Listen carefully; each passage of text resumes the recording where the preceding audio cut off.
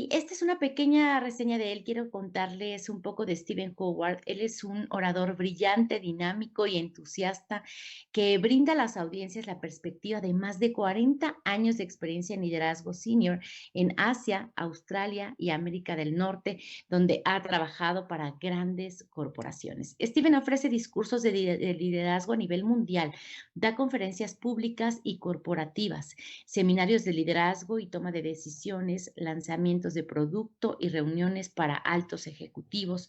Y Steven también es un autor galardonado de 22 libros de liderazgo, desarrollando profesional y marketing. Actualmente radica en México y está ofreciendo sus servicios de liderazgo para compañías que quieran tener un mentor tan calificado como él, llevando a sus empresas a un nivel superior en logro de objetivos y resultados tangibles. So, welcome, Stephen. We're very happy to have you here in this event, and we know that you have so many things to say. So go ahead, please. Thank you. Thank you very much. I mean, it's going to be hard to follow Adriana's excellent presentation, but I'll do my very best here. So, I presume you can see the slides, just to confirm. The slides are up. Okay, excellent. So again, thank you very much. Thanks for joining this wonderful conference today. And I look forward to sharing with you a few thoughts about how to build your business by making better decisions. And that may seem like a strange topic to talk about. I mean, don't we make decisions every day as leaders, as entrepreneurs, as managers? And we do. In fact, research shows that the average adult makes anywhere from 60 to 70,000 decisions every day. Some of those are very unconscious, like which shoe do you put on first when you dress yourself in the morning? Do you put on your right shoe or you put on your left shoe? If you have laces on your shoe, do you put your right shoe on first and then tie that shoe before you put your left shoe on? Or do you put both shoes on and then decide which shoe to tie? So many unconscious decisions where you put your purses, your wallets, your keys, so many decisions we make every day. And you would think that we would, at this point, as adults and as leaders and entrepreneurs, that we'd make mostly good decisions. But quite frankly, no matter how good the organization is, how smart the people are in the organization, there are a lot of many bad decisions that are made. And part of this is because we're just stressed out, even before the pandemic. I mean, the pandemic has obviously added stress in all of our lives. But, you know, my first job out of college was with a company called Texas Instruments. And I think we promised the world with our computers a paperless world. I don't know any of us living in a paperless world today. I mean, we're still swamped by paper despite having computers and handheld devices and iPads and everything. And, and we're constantly interrupted at work. It's so hard to get, I talk to so many leaders and, you go into work on Monday with this long list of things to do. And at the end of the day, you look at that list and it's just as long as it was because you're constantly interrupted by fires to put out, things that happen, staff that need help, staff that need coaching, staff that need advice, and constant interruptions throughout the day. So as a result, our decision making often goes astray. The good news is decision making is a skill. And a research, however, by some professors at University of Oxford in the United Kingdom showed that the time it takes the brain to create an answer to a problem correlates with the perceived difficulty of the decision based on the initial information to it. And so here's why this is important. And think about this the next time a problem is brought to you.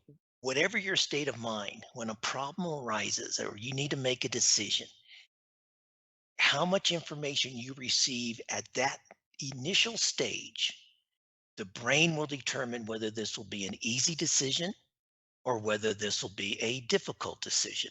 And the think about it, how often have you looked at yourself or talked to yourself, said, I can't believe I can't make this decision. This decision shouldn't be so difficult. But it is. And the reason for that is when you first heard about the situation, you might have been distracted. You weren't fully focused. You didn't ask the right questions to understand the depth of the decision. And your immediate reaction at the initial stage was, oh my gosh, this is going to be a huge decision. And no matter how much information you receive later, you still consider it, or your brain still considers this to be a difficult situation. So it's important that you focus at the beginning when you first receive information and you take the time to ask all the right questions, because there's a process that neuroscientists call pattern recognition. And what that pattern recognition is our brains try to reflexively, instinctively counter any decision making anxieties we have by narrowing and simplifying our options. And often we don't need simple options, we need complex options. In addition, our brains do something that's called emotional tagging. And this tagging in our memory sends us signals as to whether or not to pay attention to a particular person or even to particular information. And so if we don't like a particular person or we're not happy with that particular person at a moment, and because of that, the emotional tagging in that, we will discount what they have to say, or we might even ignore it, even though their information, their data might be highly relevant to us in making the decision. We discount it because of our emotional interaction with that person, or what we emotionally or let's say the person's lied to us in the past, or maybe the person's given us bad information in the past. So it doesn't matter whether we like them or not. If they've given us bad information, we tag that in our memories as a person that's not reliable. But this time they might be giving us the most important information that we need. And in addition, there are modules in our brains, and this is really funny because this is why we get in these mental conflicts with ourselves.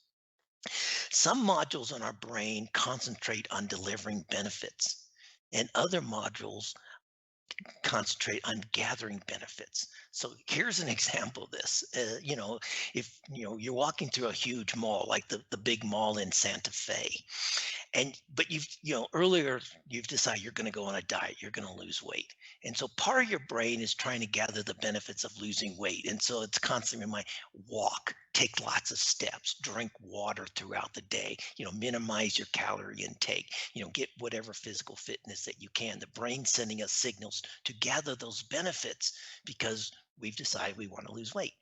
But then we go to the mall in Santa Fe and we smell the Cinnabon.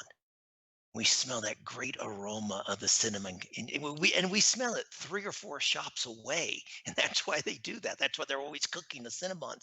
And so we start now part of our brain's going, "Oh, man, that smells good.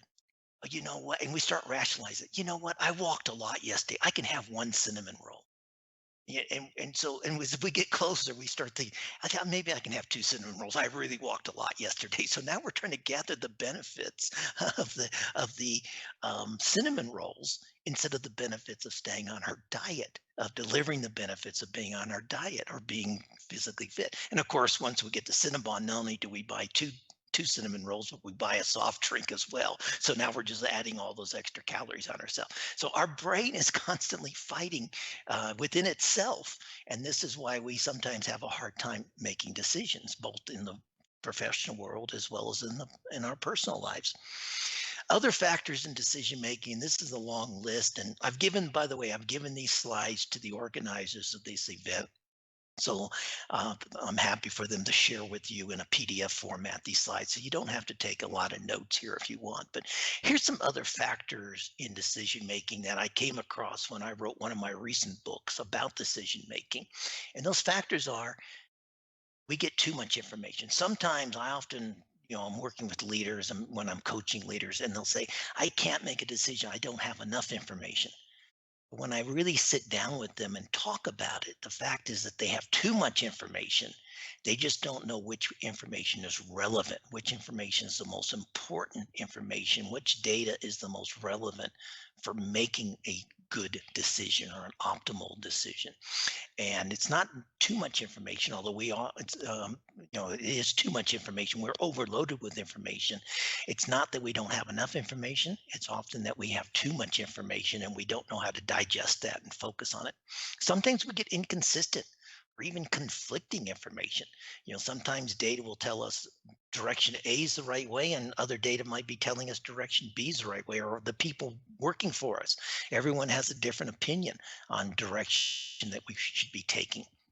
So we get this conflicting information or inconsistent information, and as a result, there's a kind of a disease, so to speak, that in the leadership world we call paralysis by analysis.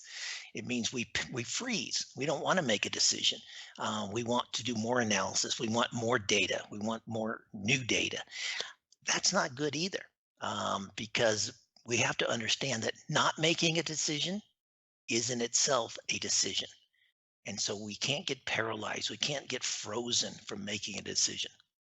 Um, we can become afraid to take a decision. We're afraid of making a mistake. We're afraid that how people will perceive us if we make a mistake, particularly people reporting to us. As leaders, we think we're infallible, and we can't be infallible in today's world. We need to be vulnerable. Sometimes we need to say, I don't have the answer. Let's work on this together. We could be afraid of our history. Maybe we've made a wrong decision in the past, and so we freeze. And that again, professional life or personal life. Maybe you made a decision to pick a particular vendor or a particular partner for a project that you're working on, or say a IT vendor to design the website that you have, and it went wrong.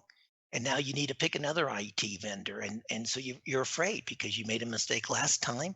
You're afraid of your history. Well, we have to put that behind us. We have to learn from our decisions, whether they're right or wrong, so that we can make better decisions going forward. And then, as I said before, we're afraid of how people might judge us. People might, again, whether it's family or friends, we've all gone through this. Sometimes, I know people who buy a house or move to a certain suburb, and the family says, "What do you want to live over there for? It's boring over there. Why do you want to live there?" And you say, "Well, because I like it there." And so we're afraid to make decisions based on other people's judgment of our decisions. We have to put that aside. We have to decide what's best for ourselves, and most importantly, what's best for our organizations and the people in our organizations.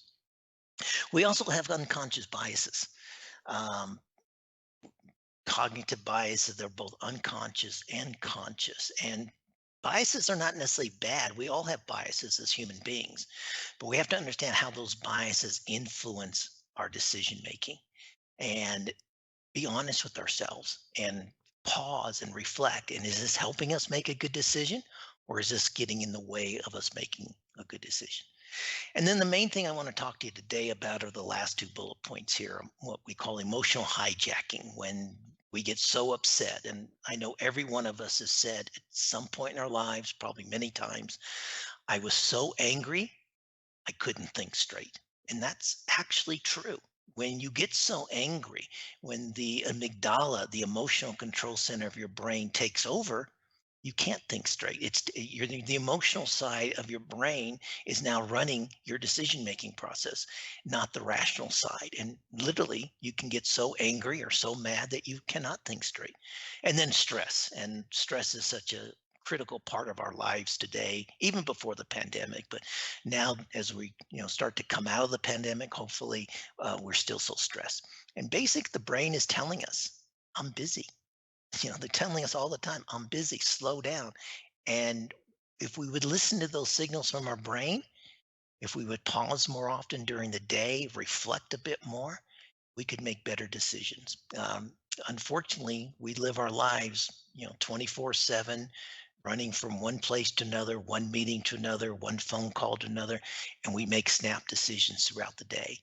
And that's not the way to make optimal decisions, and it's not the best way to build your business. A professor at Stanford University did some research a few years ago that I'll share with you here on the screen, and five biggest mistakes that people make when making hard decisions, very difficult decisions. They spend too much time in the research phase, as I alluded to earlier, paralysis by analysis, taking too much time to gather data. They don't give themselves enough time to learn how to make great decisions. And we're not taught in school how to make good decisions. Or we think it's a natural part of our human nature, but it's not. And so we need to take time to learn how to make great decisions. And we often confuse the quality of our decisions with the quality of the outcome. And sometimes we make very, very good decisions, but life changes. And the best example, if we go back just over 2 years ago, if we go back to say January of 2020, many of us were making very good decisions about how we're going to grow our businesses in the year 2020. And then along came March, February, and March, and along came COVID-19. And those decisions, while they were still good, if we try to implement those decisions, we would get bad outcomes. So the other thing about this is we have to be willing to change our decisions when major events or any event, something comes up that prevents what we've thought about, what we've decided to do. We have to, in today's world, we have to be more adaptable. We have to be more flexible. We have to be more agile. We have to be willing to maybe change the goalpost, so to speak, change our goals a little bit um, before we get stuck and try and force ourselves to accomplish something just because we wrote it down as our goal or wrote it down as our objective. Um, and the last one, or the fourth one there, is mistaking our options as both fixed, that we only have a couple options and they're fixed, and also that they're binary. And I'll talk about binary decision making in just a moment. And then lastly, sometimes we get caught in this perfectionist trap. We're so afraid of making a mistake. Well, mistakes are something we can learn from. And we have to understand that decision making is an iterative process. It's a changing process. And it's okay. You can make a decision now, but be prepared to be able to change it. We don't have to be perfect. And certainly as leaders in today's world, we don't have to be afraid of making only perfect decisions and being afraid that our partners, our shareholders, our colleagues, our peers, or even our employees might look at us if we make a bad decision. Because if we make a bad decision or a less than optimal decision, we can learn from that decision. So those are the five biggest mistakes that Professor Florendo came up with a few years ago, which I think are very, very important. And I see so often in the business world, people making these mistakes. So I talked about stress, and that's the one area that we can really focus on, that we can really control. I mean, if we're going to change the way we make decisions, one of the most important ways to change is to understand the impact of stress on our decisions, and then how we can control that impact and how we can monitor that impact on our decisions and how we can not allow stress to have a negative impact on our decision making process. So a few statistics from the research I did, mostly from the United States, but now that I live in Mexico, I see the same thing happening. As I travel the world, I see pretty much this is pretty common across the world. And again, this is pre-pandemic information. This is from 2019, that the American Psychology Association says, Psychological Association said 50% of Americans were kept awake at night due to stress. Now, that's probably up to 85% now. The APA also called those of you born between 1965 and 1979, which I presume is a lot of you, the most stressed generation in the United States. And I'm sure that's true here in Mexico and throughout Latin America. So congratulations, those of you who are Generation X. You're now the most stressed generation. And here's the sad part about that. You now have to lead the world out of the most stressed period in recent history. And so we now have very stressed leaders who are trying to lead their organizations out of the most stressed period that we've undergone as a world, as a globe, since probably the Second World War. And the American Institute of Stress says that numerous studies have shown that job stress is by far and away the major source of stress for adults, and that is escalated precariously over the years. If you go back 20 years ago, the biggest causes of stress for most adults, so you go back, say, to just before the turn of the century, the two biggest stressors were financial concerns and relationships with other family members, whether that was parents with their teenage children or adults with their own adult parents or siblings. Those are the two biggest stress factors in people's lives. Over the last several decades, the last 20 years, it's been job stress is the single most important stress factor in our lives. So here's what the impact of stress is. Stress directly impacts the prefrontal cortex, the front part of our brain, which is our rational control center. and it impacts the quality and the amount of information we receive. So now think about that and think back to one of the early comments I made about the brain when it first receives information makes a determination about how hard a decision would be. So think about that. When stress is impacting the quality and the quantity of the information that you're receiving, it's now going to impact, and the brain's going to automatically decide subconsciously without you being aware of it that this is going to be a difficult decision to make, and it locks that into it even though you might get more information. So again, it's one of the reasons that when you know you're under stress, you need to pause and calm down before you get into decision making mode, because the brain's wired, we're wired to reactionary, to react under stress.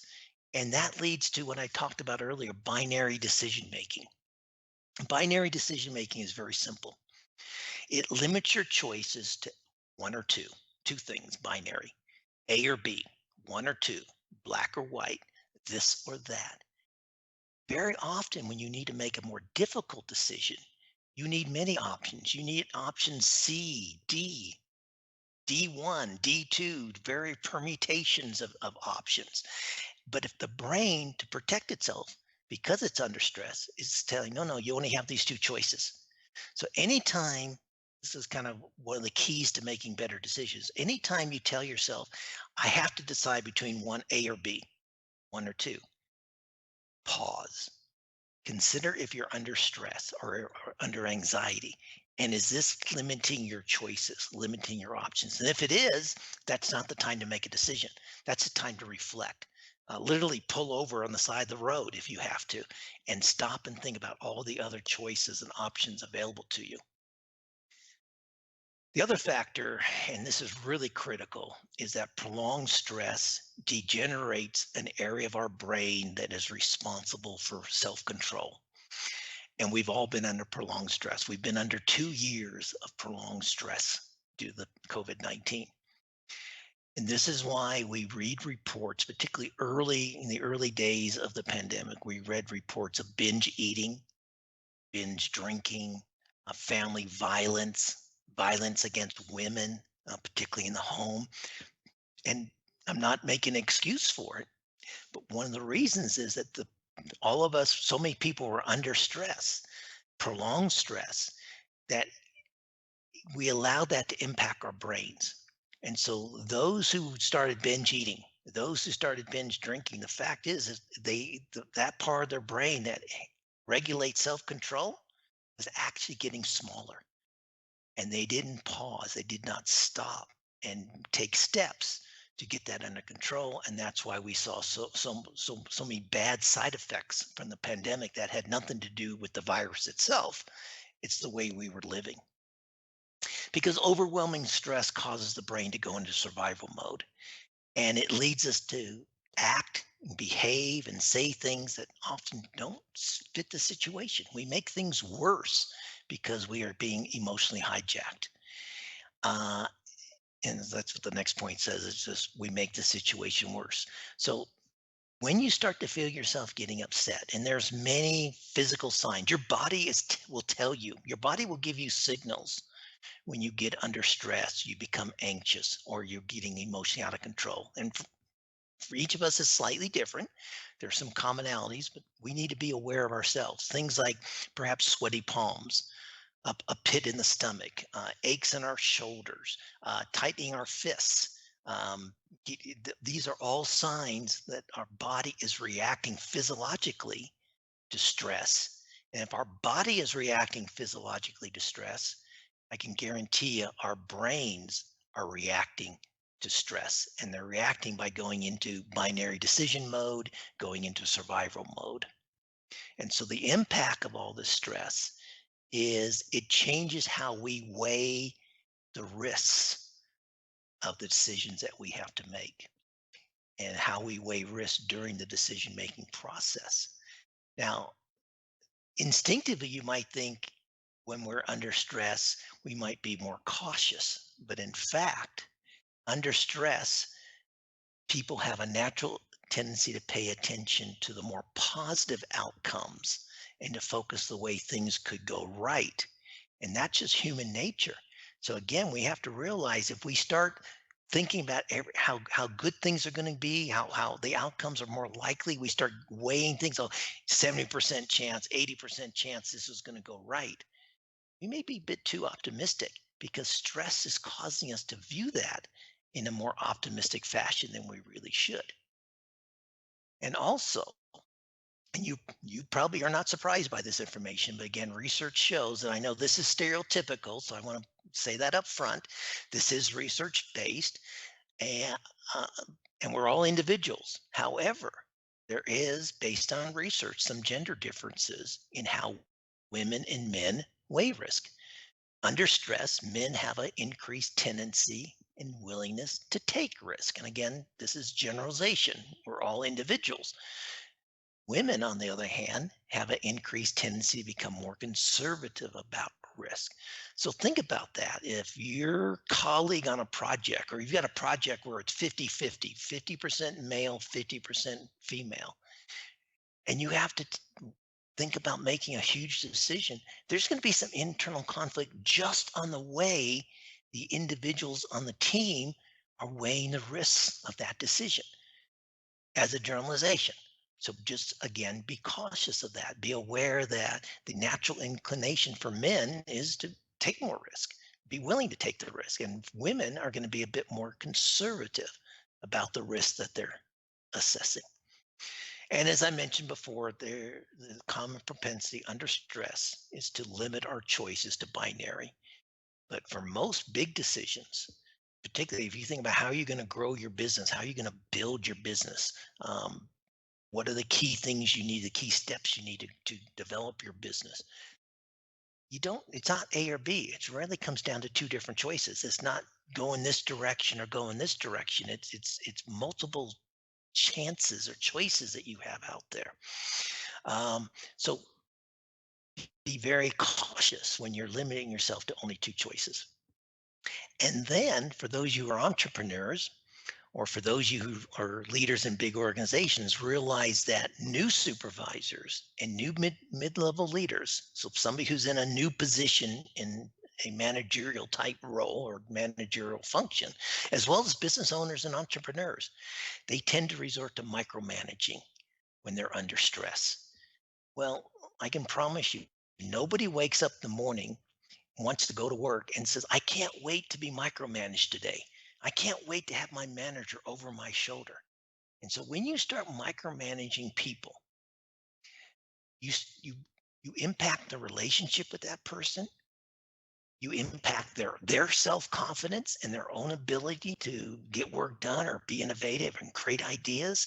And it's not a good long-term solution. So be very careful when you start to finding yourself micromanaging others, when you've delegated work for them or you start telling them how to do work. One of my favorite phrases, and I'll talk about this tomorrow in more depth, but please keep this in mind, particularly if you're not going to join us tomorrow. You don't manage people. You manage processes, you manage procedures, you manage policies, um, you lead people. And that's really important to understand. And we have to, as leaders, forget about managing people and think about how we lead people. And I hope you can join us for tomorrow's talk on people leadership, because I'm really looking forward to sharing some thoughts with you on that. So, some tips. How do you make better decisions and how do you manage stress before you make a decision? There's the 8-second rule. And this has now been scientifically proven that when you get emotionally hijacked, and remember the amygdala is at the back of our brains, and this is the emotional control center. So when the amygdala starts taking over, when you start getting nervous, stressed, upset, and by the way, even if they're good emotions, when you get too happy, you get too joyful, you can also make bad decisions. You start get this is I grew up in Las Vegas. This is why Las Vegas continues to grow, because every time people start winning in the casinos, very few people walk away with their winnings. They start to tell themselves, I'm on a hot streak. I can't lose. And they keep betting, they keep increasing their bet. over time, the casinos are going to win.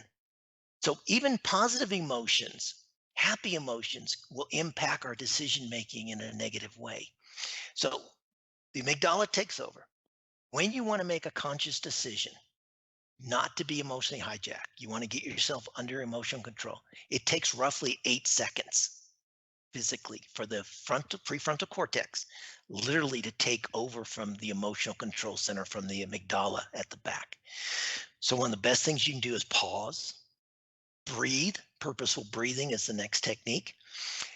Breathe in and out, concentrate, ask good questions, but do not make a decision. Do not impulsively, instinctively react to a situation, to people or events and make an on the spot decision. You need to get yourself under control, and it takes at least 8 seconds to do that.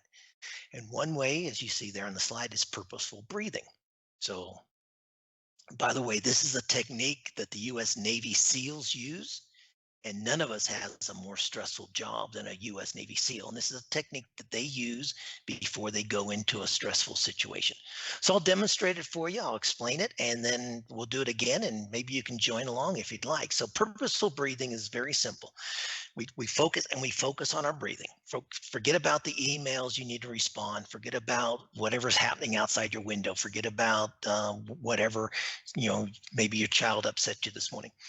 And all you do is you breathe in deeply from your diaphragm, just above your stomach, not just your lungs. But breathe in deeply I do it for 8 seconds. And so you just breathe in and hold your breath for a count of 8.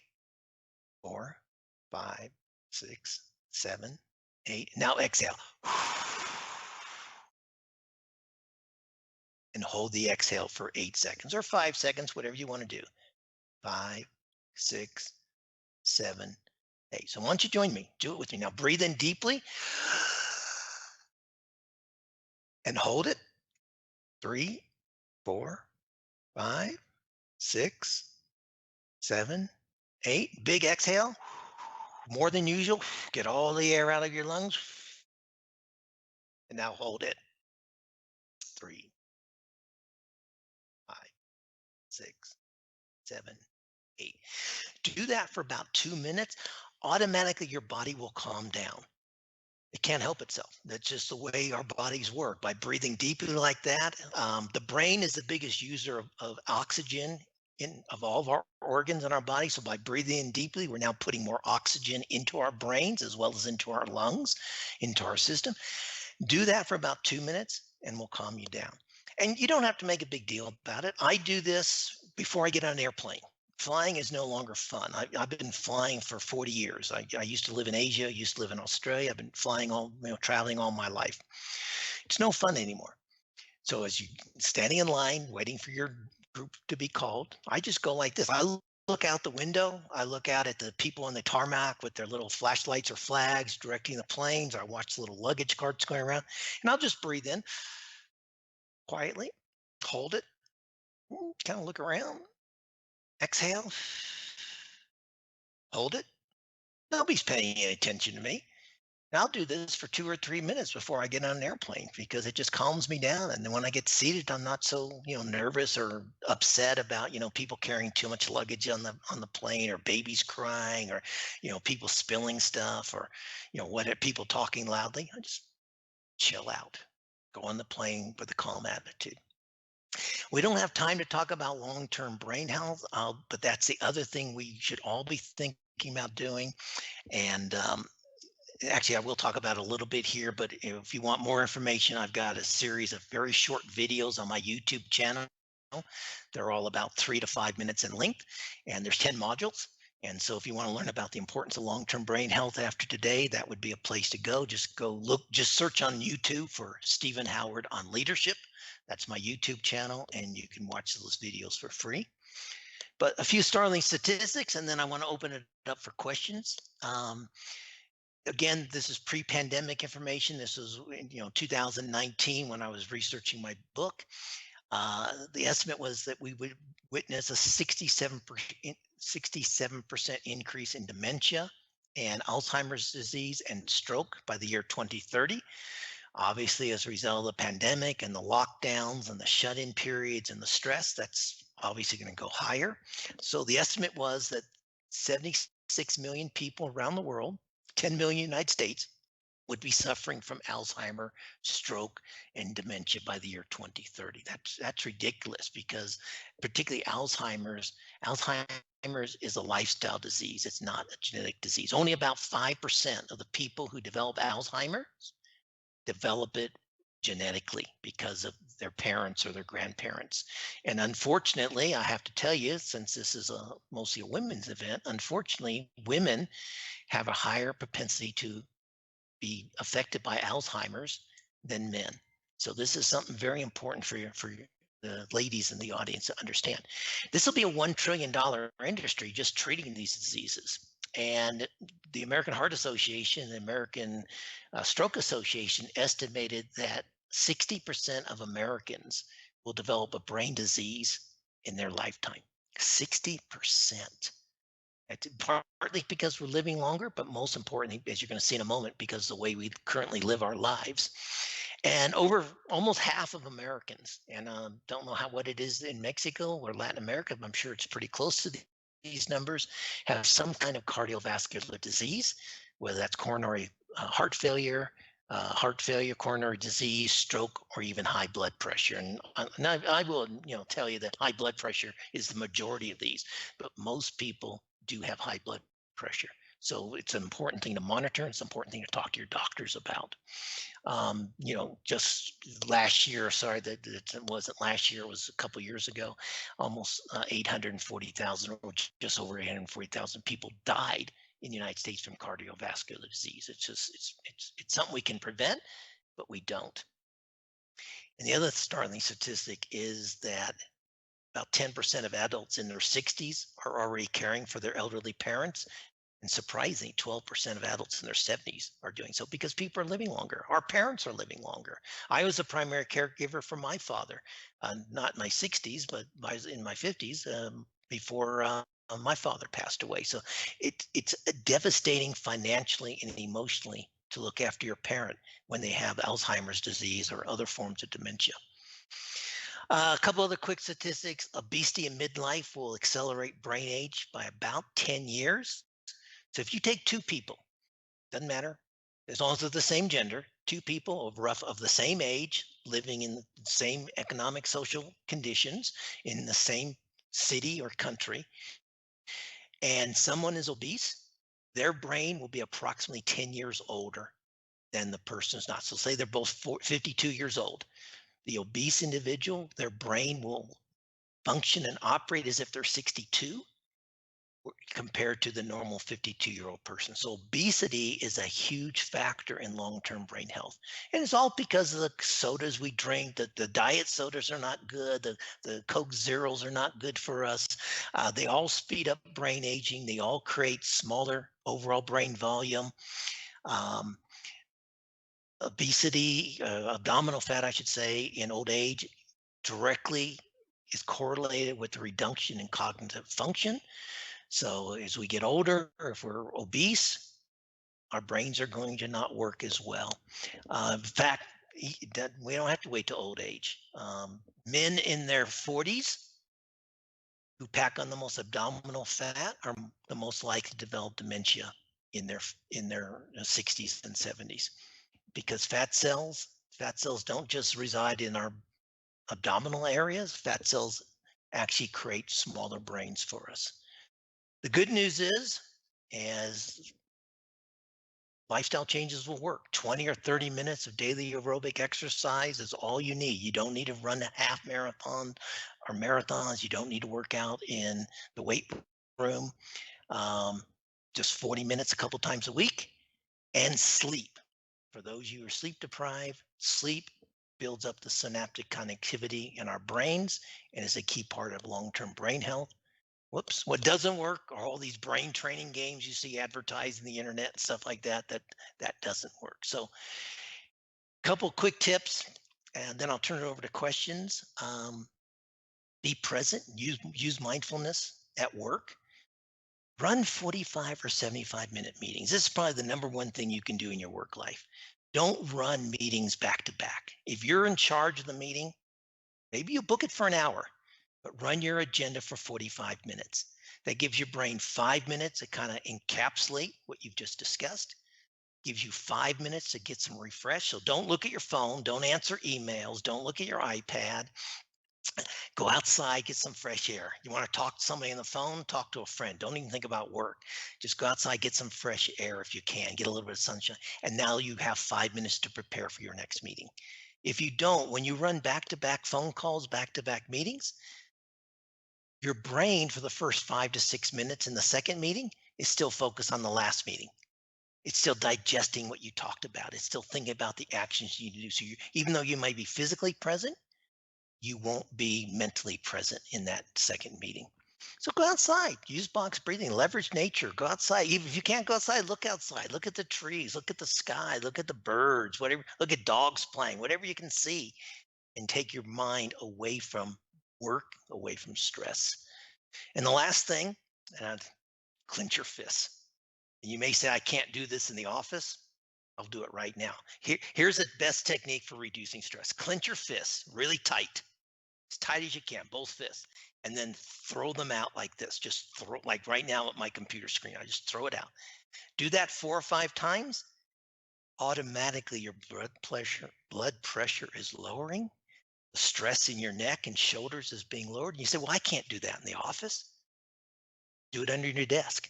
I'm doing it right now as I talk to you. I'm throwing my hands out as I talk to you. You can't see it. I'm doing it underneath my desk. Do it at home. Do it outside where you're off the camera. Great way of reducing stress. And then do that for 4 or 5 times. Take you about 20 seconds. And that will help you get in a more mindful position to make better decisions and get up and move. Um, I know you've heard Adriana speak and myself speak. So what all of you should be doing right now, if it's safe, you should be standing up. Stand up, move your body a little bit. You're off camera, most of you. Just don't sit there because sitting is not good for your brain. So get up and move around a little bit and just visualize peacefulness and calmness. So those are kind of ways to make better decisions. So I'm not really talking about whether you should do A or B. It's your decision making process. How to get yourself in better control, more mindful, de stressed, less anxious to make more optimal decisions as you go forward. So, with that, I'd like to toss it over for questions. And then I've got a couple slides after, a couple thank you slides I just want to share with you. But over to you for questions, please. Thank you, Steven. Very useful things that you just shared with us. We have 5 minutes to the Q&A part. So, tenemos 5 minutos para preguntas. Si gustan mandarnos su pregunta, con muchísimo gusto, ahorita se la hacemos llegar a Steve. De hecho, aquí ya tenemos la primera. Comentan, soy mayor de 40 años. Es demasiado tarde para empezar a pensar en mi salud cerebral a largo plazo. I'm going to translate you. I'm over 40 years of age. It is too late to start thinking about my long-term brain health. No, that's a great question and a great thing to think about. No, there's a Chinese proverb that says the best time to plant a tree was 100 years ago. The second best time is today because trees take a long time to grow. Well, the best time to start your brain health is in your 30s and the 40s. Think about things like your diet, think about your exercise. The second best time is today. It's never too late to think about and start working on your brain health. So whether it's reducing stress, reducing weight, becoming more active, simple things like I just showed, standing up every 50 minutes. When I run a classroom session, people do not sit in my classroom for more than 50 minutes. When we get up, we walk around, we go to whiteboards or chalkboards to work on things. So you can do a lot of little things. The worst thing you can do is be in meetings all day, sit all day, and when you finish, whether you're working from home or working in an office, going to your couch and sitting and watching TV all evening. That's the worst thing you do. You need 20 to 30 minutes of some kind of aerobic type, just walking exercise. So great question. Never too late. Best time, the second best time to start your brain health is today. So please do so.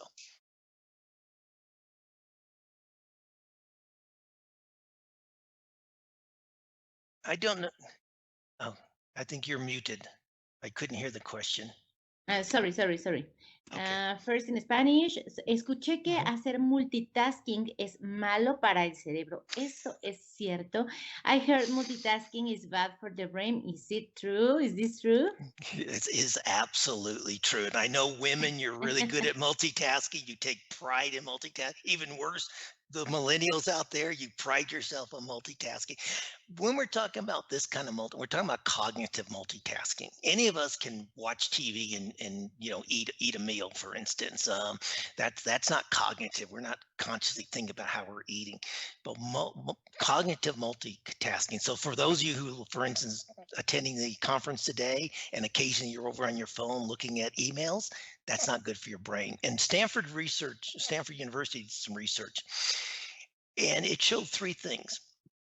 Um, the first one was not surprising, that when you multitask, you're not as well focused as when you don't multitask.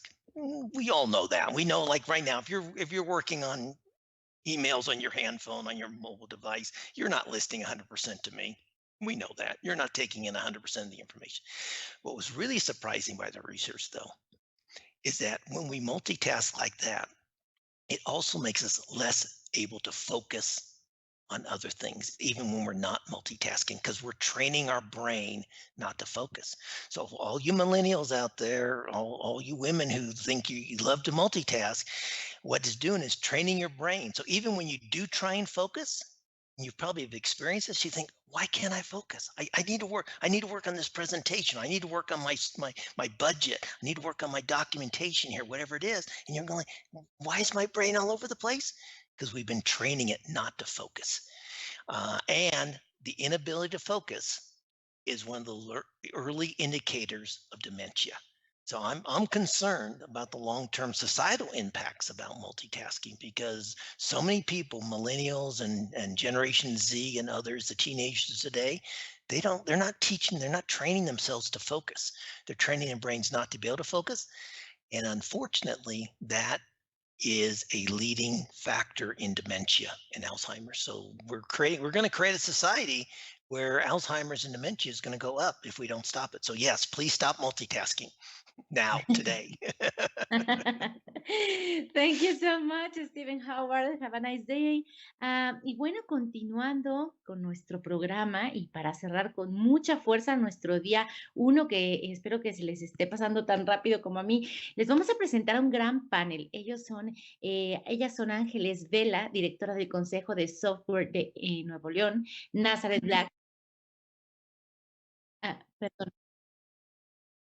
Perdón. Perdón. Steven quiere dar palabras finales, me están indicando, ¿verdad? Oh no, So, I turned them on. Steven, I a turned. final message. Sorry. Go That's ahead, please. okay. Thank you very much. I had a couple slides there. I just deleted them. That's fine. But basically, if you want to learn more, you can go to my website, which is calianteleadership.com. Doesn't mean hot leadership. As you know, caliente also means passionate in Spanish. So it's really, I'm passionate about leadership. There's more information there. Go to my, as I said, the YouTube channel, Stephen Howard on Leadership on YouTube, and you'll find some nice videos about brain health and stress management techniques like that. So I was just going to show you, I was going to share the link. That was all. But thank you very much. And I hope you can all attend tomorrow. We'll talk about people leadership tomorrow. Excellent, Steven. Thank you very much. We're going to follow you and have a nice day. Thank you. Adios.